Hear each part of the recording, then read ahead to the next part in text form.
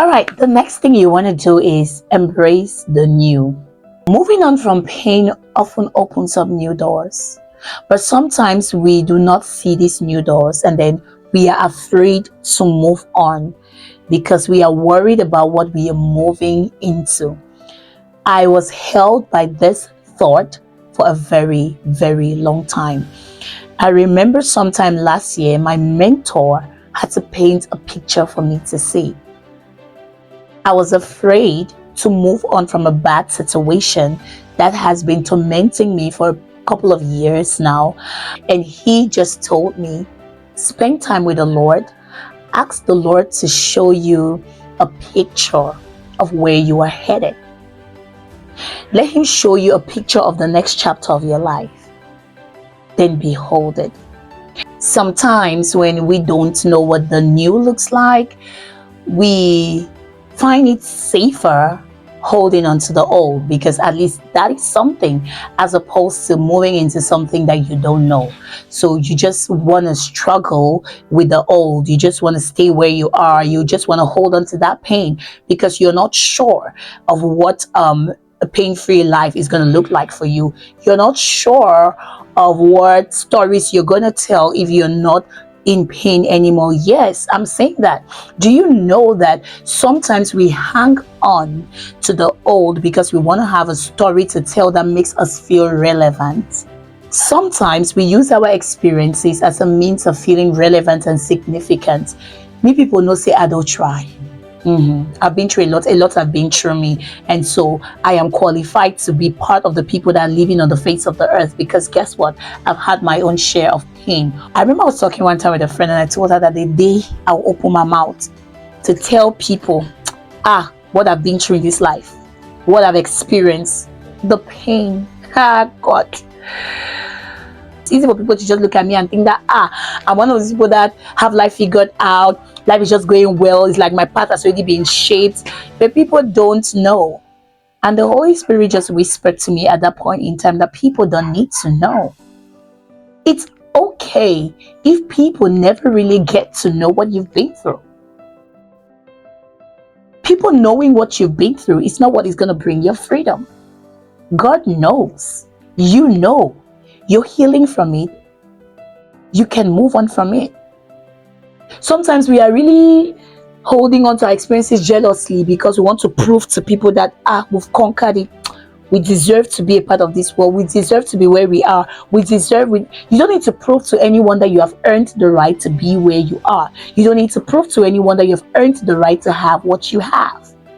Unknown to you, while you're doing that, you're holding on to those experiences. You're holding on to that season, and because you're holding on to it so tight, it's going to be so hard for you to move on to the next. Now let me just say this to you, right? It is very okay for you to go through something and no one ever gets to know about it. It is okay for you to conquer a season of your life and no one ever gets to hear about it. It is okay for you to travail and no one gets to hear about it.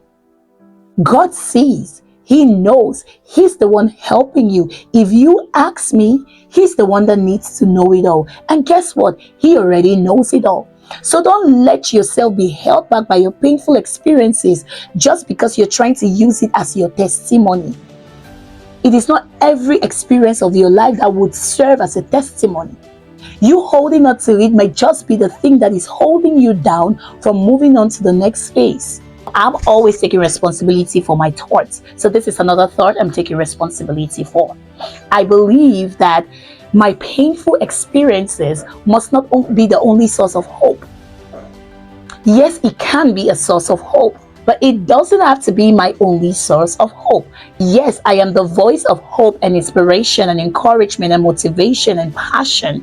It doesn't have to be these painful experiences that give people hope. How about embracing the newness of the life that God has in store for me and using that as a light to inspire and motivate and encourage people? There is a very thin line. Your experiences can serve as motivation and encouragement, but be careful not to hang on to it so deep that it limits you from embracing the new. Your glorious testimony can be a powerful source of motivation and encouragement and hope.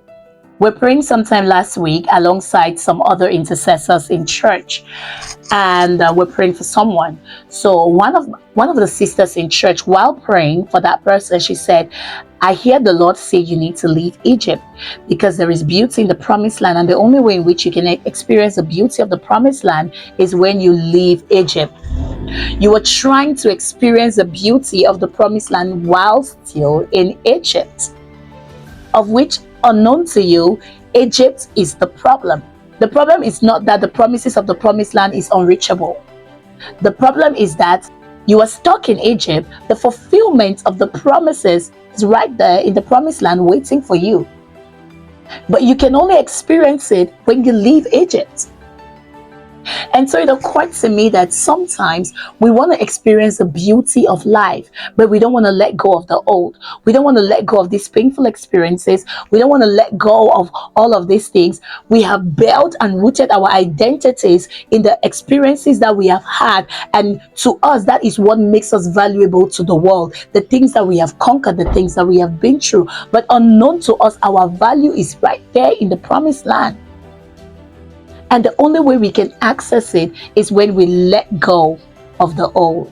Another way of approaching the freedom of the Israelites while in Egypt would have been to change the whole system of Egypt, which is what some of us are trying to do, of which Egypt is the problem.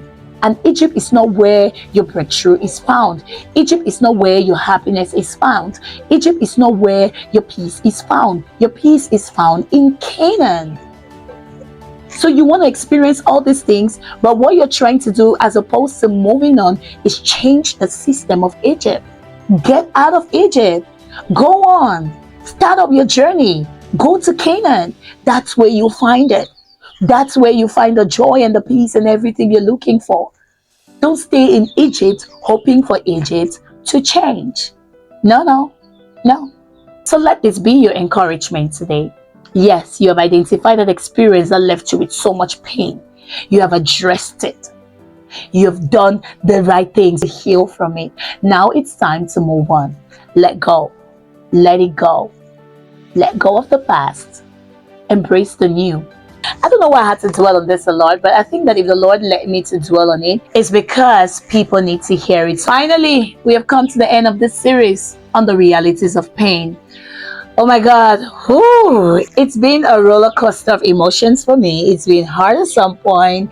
It's been intense. It's been emotional, but I'm so glad that I really got to share some of the things that have been in my heart about pain. And I hope that this has helped you. But guys, enough of the sadness. Guess what? A new season is unfolding. December is coming. In December, happy things are happening. It's my birth month. I love Christmas. I love the holiday. I just love, the joy and the celebration and everything that it brings. And remember, we said that it's not just the painful experience that can be a source of joy. Beautiful experiences can also be a source of motivation and hope and encouragement. And your goal, I'm all for that. I'm thinking that I should do a vlog. I should vlog about my December season, my birthday season, my celebration season. I don't know. I'm not promising anything, but I'm just saying that lots of happy things are going to be happening, and I'm going to be sharing with you all. Until then, remember to stay hopeful, motivated, stay inspired, stay encouraged. And of course, I am Emmy. When Emmy speaks, she speaks to the world. Are you listening? Bye. Oh my God, why am I this dramatic today?